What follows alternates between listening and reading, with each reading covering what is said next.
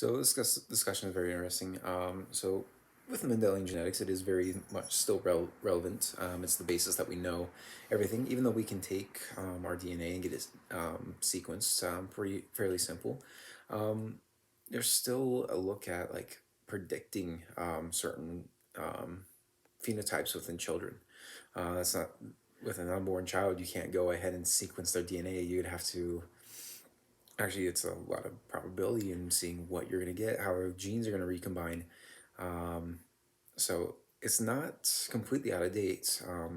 It's so surprising that Mendel got all his information from a very, very simple um, species as a pea.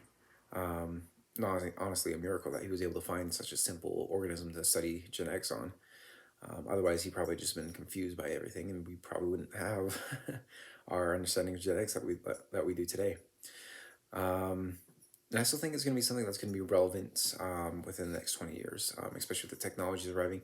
It may not affect me professionally. I plan on applying to dental schools here in the summer and to continue as a dentist. There may be some things that they are looking at for editing, like genes of teeth or something like that. I don't know.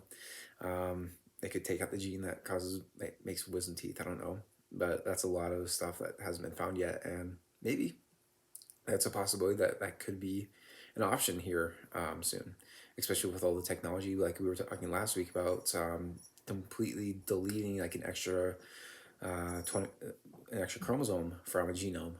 There's still a lot of possibilities. I think it's going to be something very relevant for us to know how these things work.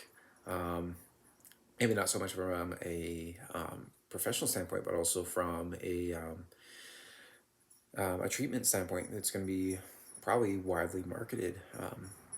I would hope so, because this is a lot of forefront technology that could really help some people, especially with certain diseases. If they have certain genetic factors that lead them um, to be unhealthy or to like have heart conditions, they can get that resolved, um, and hopefully live a better quality of life due to that.